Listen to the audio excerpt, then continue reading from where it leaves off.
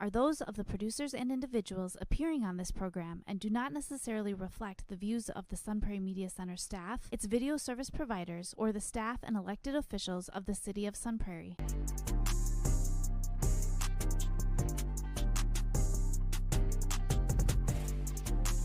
You are now watching the Alan and DJ Show. Yo, yo, yo, Milwaukee, Sun Prairie, and all the surrounding areas. Y'all know what time this is. It's time for the Alan and DJ TV show program. And I'm Alan. And this is your boy, DJ. DJ, what's going on, man? I'm doing good, man. How about yourself? I don't know. I think Bambi set me up or rambled somebody behind it. Because he should be in bars. I don't know how he got out. Somebody bailed him out or something. But he said, Bambi said, look, don't worry. I got you sitting next to a very important figure today. And who this may be? Well, I wouldn't say I'm very important, but my name's Kevin Warwick, and I'm the chief of the Sun Prairie Police Department. Oh, gosh. You got me sitting next to the chief.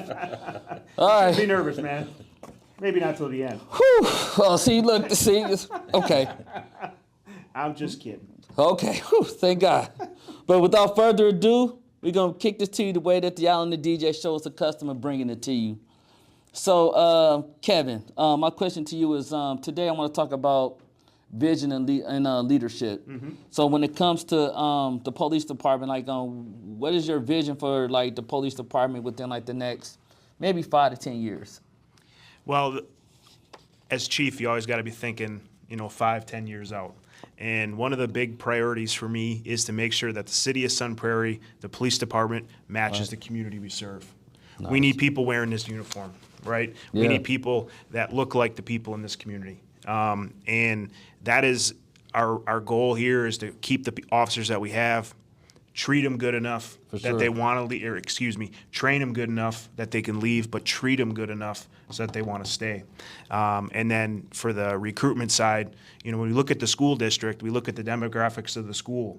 Those kids are our future police officers, future doctors, future lawyers, future whatever you fill in the blank. But that's a big priority of mine. Another one is just to work along the community. I believe, it sounds like a very textbook answer, and I don't mean it to be, but, policing is working with a community, not to a community, not against a community, it's working with. And how you do that is the big question. And our goal here in Sun Prairie is just to earn the trust and respect, right? And there's a contingent of people that don't like us, that don't like the police. Yeah. But you know what? Okay, let's have that hard conversation. Let's learn about that. Let's learn each other's perspectives and try to come with that mutual respect, because that mutual respect will hopefully turn into trust and really just work very hard to earn that people's trust in the community, because 5, 10 years from now, all of us will probably be on a beach where I'll be sipping Mai Tais, right? I like that a lot. but it's for that next generation. For sure. Right? It's for that next generation, because the officers that are just starting their career, they got a 30-year career in front of them. Yeah. We just got to set them up for success in the future. There you go. I like that answer. All right, my question for you, this is another vision and leadership question.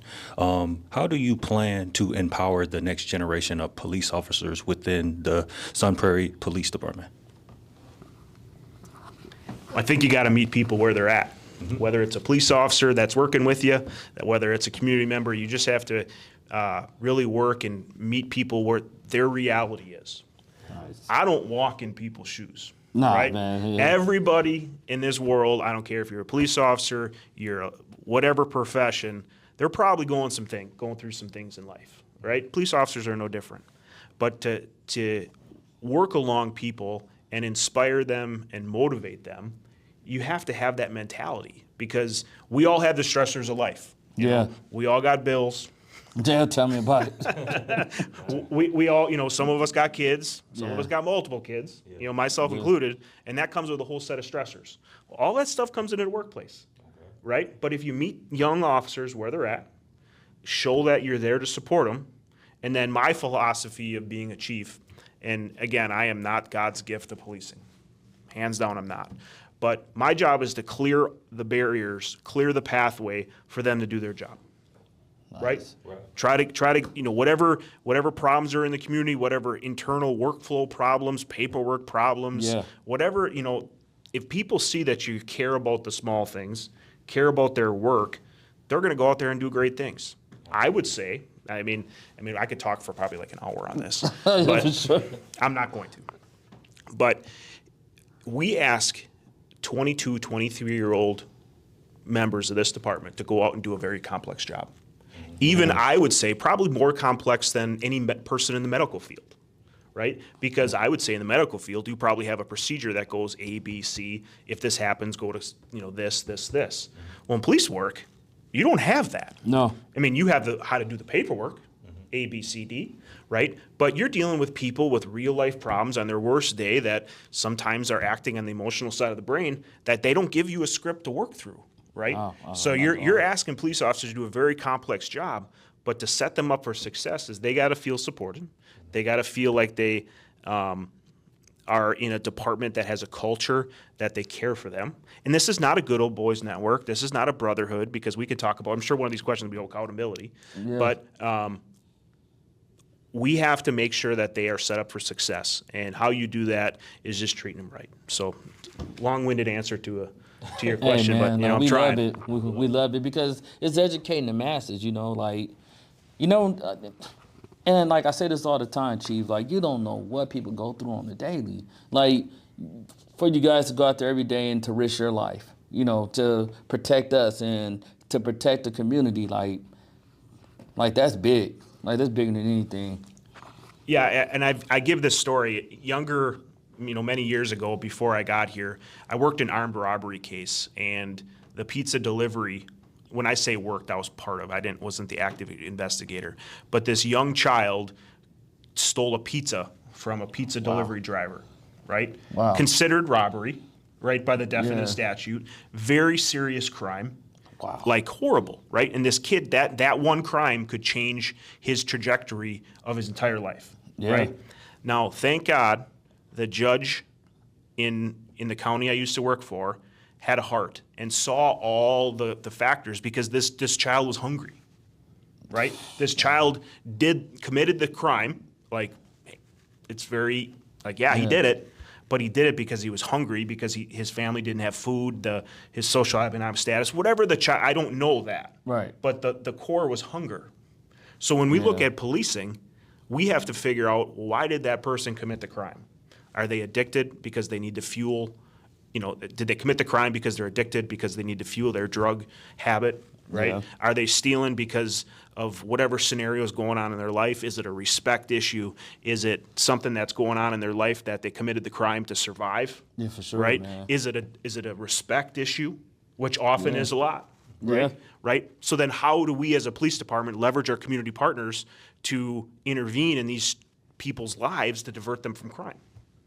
Right? Yeah. That's some real life stuff. No, Right? seriously. And it's deep, because that child who stole that pizza from the pizza delivery driver did it because he probably had to survive.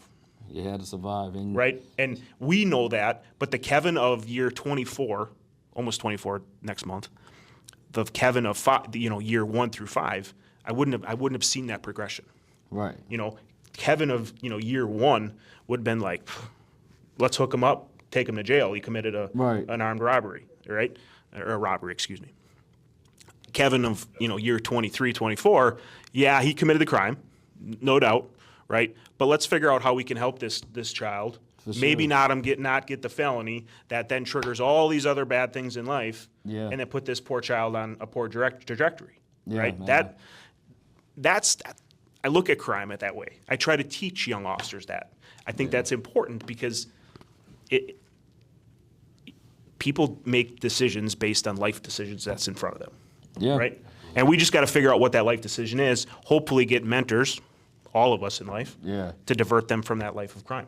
And that's all it really be, like they never had like a big brother or, that fatherly figure, or for some of the young girls who decide to make poor choices or decisions because, they never had that like respectful like role model to look up to. So that can be tough. And then that's another question I want to ask you. So when it comes to like your officers, like what is your philosophy in training and like developing like police officers or like young police officers, should I say?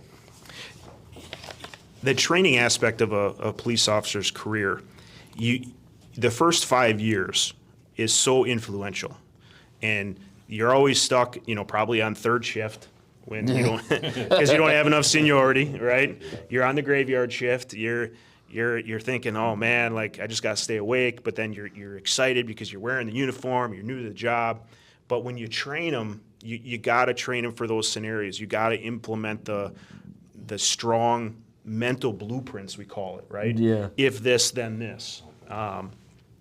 And we as a department, and me as just the chief in this department, I have to install that mentality that we have to prioritize training. We have to prioritize that this is important for the police officer's career. I can tell you the most important, hands down, the most important tool a police officer carries is his ability to communicate.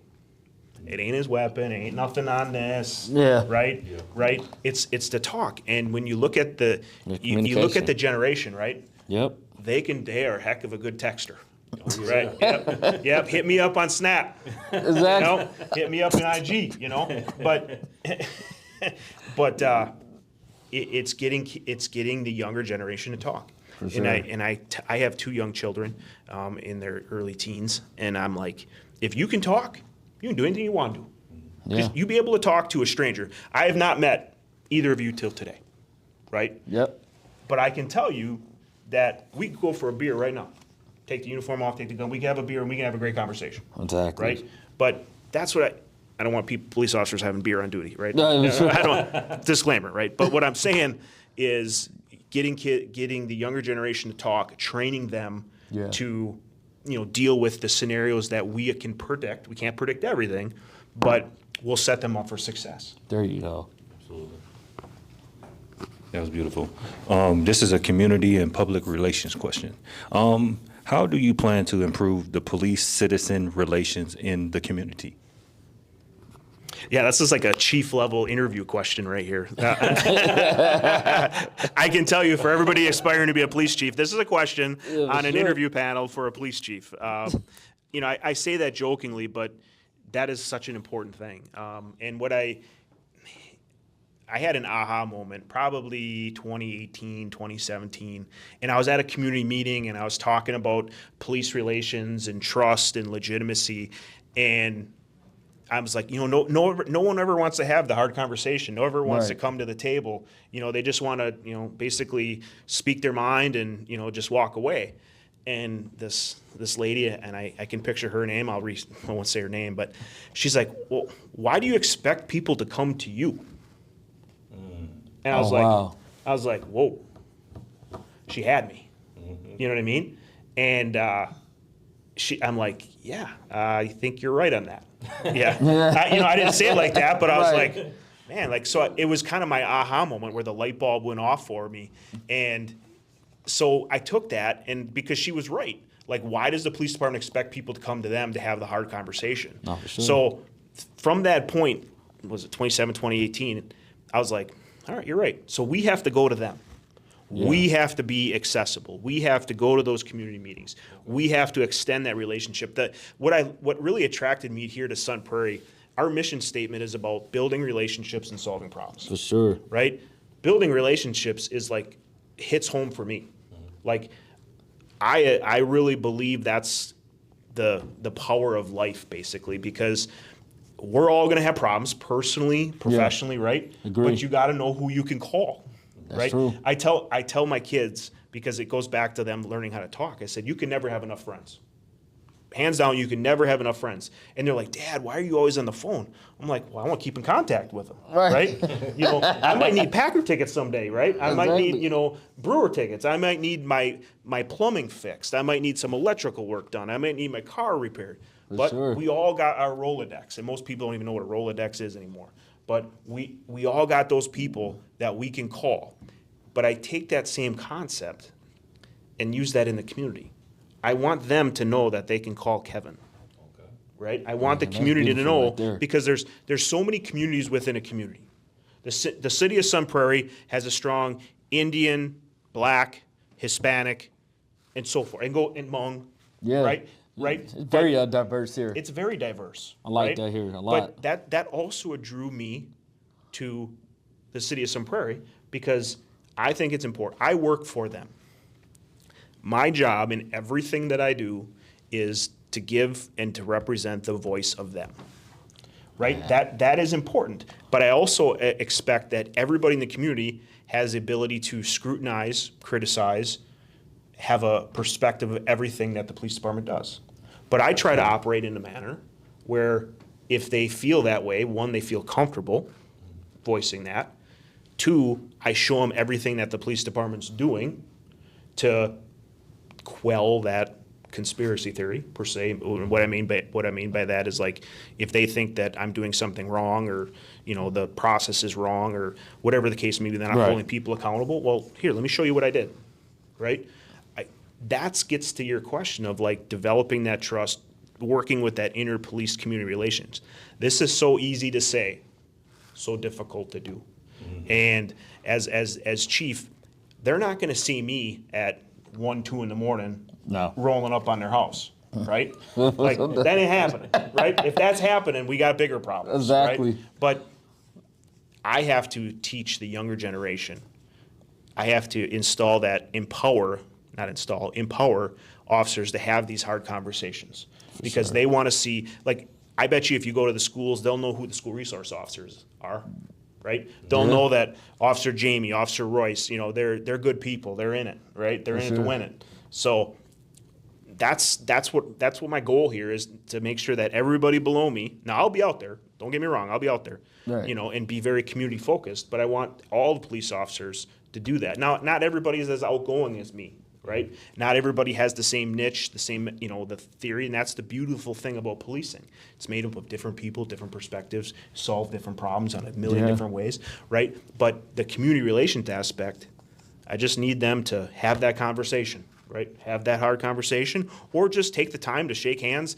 I spent many hours in a gas station. Oh, did I spend many hours, right? Mm-hmm. But that soda that I was having at 1, 2 in the morning, I was just trying to, chalk it up with, said individual who was in there. And we just had a general conversation about life, That's important, right? People see me as Kevin behind the badge, whatever the case may be. So I feel like I'm preaching here, but I don't mean to be. Oh, man, I love it, man. Because, it make you feel comfortable. You be like, hey, oh, man, talk with the chief, Kevin, oh, man, he a good guy. Like, man, I had a soda with him the other night. It was like 1 in the morning. We talked about family and everything, so that's real cool, man. Yeah.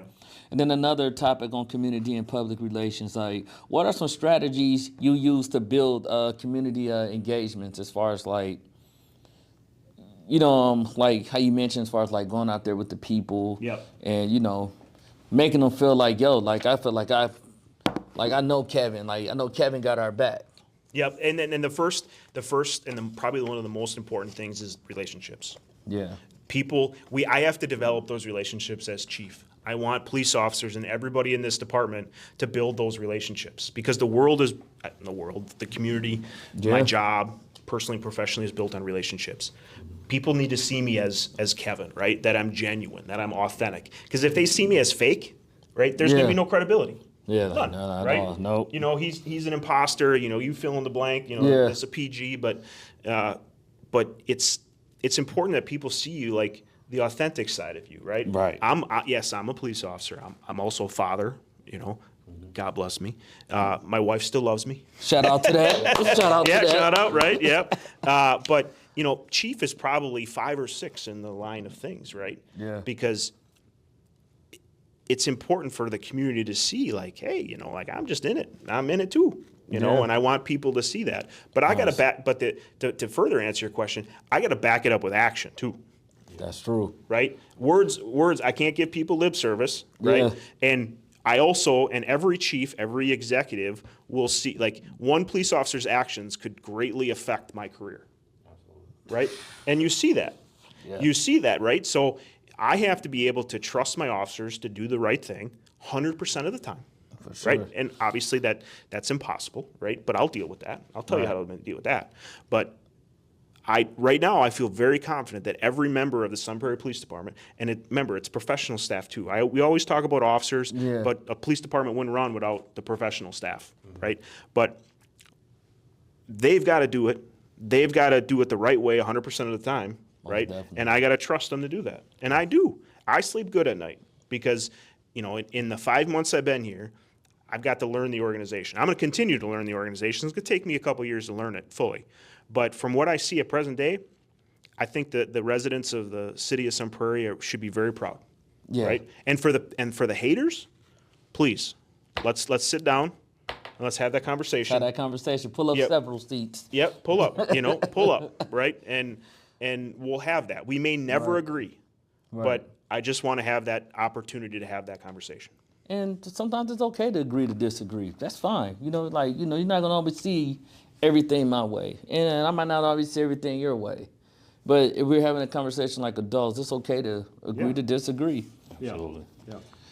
And my question for you is, how do you handle conflict and controversial issues? Ooh, let's Yeah. get it, DJ. Let's This get one's it. deep. This one's deep. This one's deep. First of all, pray to God that bad things never happen. Yeah. Right? Sure. But in all seriousness, we had an incident here in Sun Prairie probably a month ago where there was a viral video being circulated online. And the video did not look very good. The video, there were a lot of community members that were claiming a lot of allegations against the police department. Wow. Right?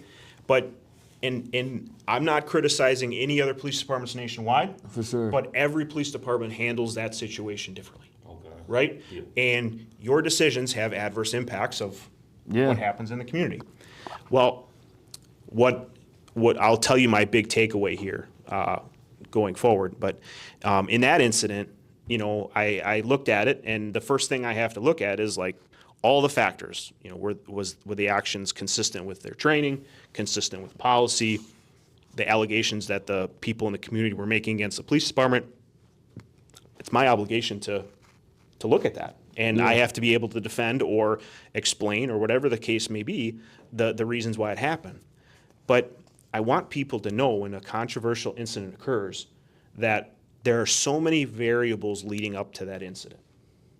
There are so many things that happen that was not sent on that viral video. What's sent on the news or on social media is only, a couple seconds, a fraction of the entire incident. Yeah. And it's really hard to portray of all the variables that the officers were faced leading up to whatever incident or whatever controversial incident. But what I learned here is I have to be transparent with the community, right? I have to be willing to talk about it. Right? You got to talk about it, right? Sometimes the laws work against us a little bit. And what I mean by that is I wish it would be just as easy as, well, let's show the body-worn camera. Let's show the whole video. Let's put it on the table, and let's have that conversation, right? We can't do that because it's an open criminal investigation. Right. That's got to go to the district attorney. For and if sure. I do that, that has adverse impact on the criminal prosecution. Which I'm like, well, Right. here I am, right? I mean, I'm balancing. I pride myself on public transparency. I pride myself on giving the criminal, putting together a fair and impartial criminal investigation. But yet, I can't do this because it affects one party in that scenario. Yeah. That makes Right. sense? So, as a chief, you have to be willing to have that conversation, explain that.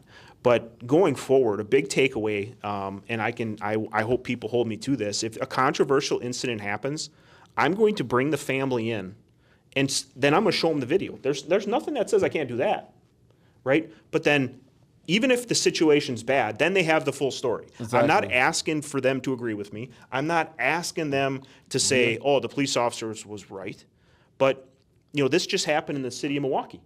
Right, where that family was brought in and showed that video. Whoever made that decision, right, I'd want to shake their hand, right? But that was a big takeaway, right? Because the people that, the mother of said child that got involved in the incident, they're only hearing what's being told to them, and then it's like kind of the who stole the cookie, right? The twisted story, right? No, let's come in, let's sit down and have the conversation. I'll show you the video, right? No doubt. Right? And that's what we're gonna do, right? For sure. Because I need them to be informed. If the situation's bad for us, well, then we got to own it, right? You can't unwrite the past. No. But, in the scenario that happened about a month ago, it'd be important, and I didn't do this, and I wish I could have, right? And if I could go back in past and do this, I would want to show them the video of all the things the officers encountered and let them make their own decision. I'm not asking for them to agree with me. I'm just giving them the facts of all the variables that started from the very beginning to the end of the incident. There you go. Right? I'm not justifying the officer's actions. That's my job. I will do that. Right? But in this scenario, what I'm saying is, here are all the facts. Then please make your decision. I think that goes into the trust and legitimacy that people see in the police department as a whole. Right, and then you give them that opportunity and chance, and I like that a lot. So, like, what are some of your biggest challenges that you faced in, like, law enforcement, like, far as, like, today, like, currently? I think is the number one is just trust. Yeah. Right? And trust goes into legitimacy, and I don't want to be too long-winded on this, but, there are people that love the police, and then there's people that hate the police, right? Yeah. And our goal here is to police along with the community, right? Because we need their help. We can't do anything without them. And how we earn that trust is the community engagement we spoke about. Yeah. Meeting people where they're at, seeing people, getting people to know that I'm just Kevin, just a regular guy, right? Right. Just get paid to make different decisions, right? So it's important for people to see all that, because when you do that, you earn legitimacy. There you go. Right? And, like, for example, like, there's a lot of hate. I would say hate's a bad word. Opposition about license plate readers. Got it. Right? Yeah. People think that they're, and they own it. They own their perspective. I respect it. Yeah. But think about, there's privacy concerns and Big Brother concerns. Well, we just found a elderly gentleman with dementia who was 2.5 hours away. What? Because we were able to track him through the license plate readers, not only in this county, in this city, but throughout the state. Wow. Crazy. So, or the said crime, the, heinous crime that we were able to get information quicker based on the license plate readers, right? Yeah. I mean, I got in the business to solve crimes, provide closure to victims, right? For sure. Right? And if I can do that quicker, people don't, and I really believe this, if they've never been a victim of a crime, they don't really know what that feels like, right? No. And they when they are a victim of the crime, they just equate whatever they learned about on whatever cop TV show they watched, Right. right? And they're like, yeah, we need that, like, right now. And I'm like, that's not how it works, Quoting stuff So, on cops. yeah, so it's just, I don't know, man. There's just so much to it. Yeah. My question for you is, this is a department strategy and operation question. How do you balance crime prevention with other community leaders? I like that question, DJ. Yeah, because every community leader's got a different. They got they got a different lens, right? We talk about lenses, right? Yep. You see something different, I see something different. I got For different sure. expectations. You got different expectations. So I'm looking at prevention efforts, right? And a lot of it comes down to, I mean, any municipal police chief will say it comes down to cost, right? I can do as much as I can with the money that I'm given and to do with the police department. Now, from the community member, and I don't want to hear that. That's not my problem. Right. That's not on my doorstep, right? Right? That ain't happening. Like, they're like, no, tell me what you're going to do for prevention efforts to keep my community safe. And then I have people, the stakeholders. I call them the stakeholders in the community. There's informal leaders, and then there's the electeds, which are the leaders, right? But the informal leaders, those people, they got a lot of say. Yeah. They got a lot of say. They're the people in the community that know what's up, and they've got all a say in that. But we have to back our words up with action. And what I mean by that is putting officers in the community, making us visible, going to these community engagement events, multicultural fair, right? Juneteenth, National Night Out, right? Yeah. All these events that are in the community, right? People got to see that. And then they want to see what we're doing of, bunch of thefts going out, for example, in my past, we'd have a rash of theft from autos. and we would, put a message out, put a map out, give the analytics, the data side of policing. And then they're like, okay, well, interesting to know I'm not a victim, but what are you doing to protect me? Right? Well, I'm going to tell you that there's officers are going to be here. We're going to have some foot patrols. We're going to have officers on bikes. All these different strategies within the police department, because again, we're working for them, right? They're we're good stewards of taxpayer money, right? Right, for sure. But they want to see some action. They want to see, Most they want to definitely. see what we're doing, right? I think it's important for this police department kind of to brand ourselves a little bit. Show the community what we're doing. So in Sun Prairie, we just started a thing. Every Tuesday or Wednesday, we put out on social media the weekly blog of what happened in the previous week. Nice. I'll tell you what's going on in the city of Sun Prairie, right? It's right there, All right, so this is my last question for you before we wrap it up. What are some of your plans to ensure accountability within the police department? For accountability, and that's probably like a 30-minute dissertation on that. But first, I plan for the community to question and be able to come in and say, oh, I think it's a good old boys network, or I think you're covering it up. I think you're just part of the blue team. Like, no, like we have to build a culture in this department, and this is what we're doing. I'm 5 months into it, right? Nice. Where if people make a mistake, it's okay, right? There's nobody that was perfect, No. except one person walked on water, No, right? for sure. But if the people do make a mistake, I have to show them the documentation, the training, or whatever comes of that, Right. and be very open about that, and be willing to talk about that. For sure. Right? Police officers are not perfect people. I am not a perfect person, right? But if we make a mistake, it's, and I teach this to my kids, it's not what you do in the mistake, it's what you do after. Do after. Right? It's the character, the adversity that you fight through in life and do that. It's no different in the workplace, right? I need people that are leading with their heart, right? sure. Having some self-accountability. There you go. Right? We don't, I've had the experience where people are like, oh, I never did anything wrong. I'm like, oh, Jesus. Right? Stop it already. let's maybe we got to go back in life a little bit, right? Yeah. But there's always, there's going to be bad apples in no matter what profession, right? I think our hiring process does the best job we possibly can. I think we train them as best as we can, and if there's an accountability piece, well, then we build them back up, right? Nice. I think discipline is for kids. I think if we do some corrective action and some training, and that's for professional adults. Yeah. We can't treat police officers like kids because they'll rebel, right? Absolutely. And I'm not equating police officers to kids. That's not my point. I'm just saying when you talk about accountability, you have to have the piece where expect the criticism, be able to defend what you do, and then you better back it up with some transparency, because then it comes back to the trust issue that we want the community to see, that we're not hiding nothing. I encourage people to come have that conversation. Let's have that conversation right now, any day. Let's do that. But it's important that we do that because it goes into the integrity of the department, the trust, legitimacy that we previously talked about in other conversations. Beautiful.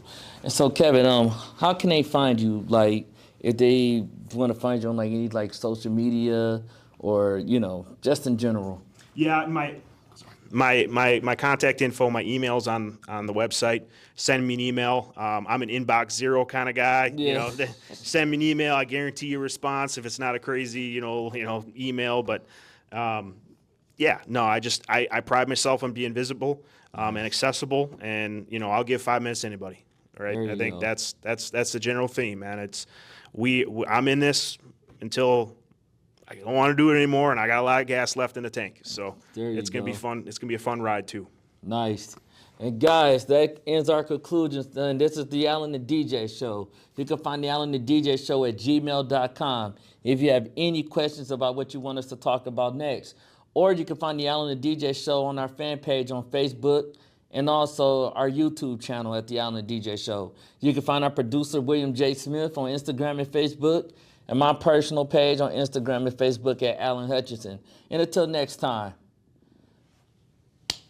be the policeman of your own life and have discipline, build character, leadership, and you can't lose. But we just want you to stay well, stay healthy.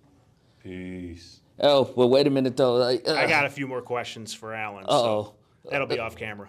Oh, no, man. Hey, no, come on now, man. Hey, don't. I'm just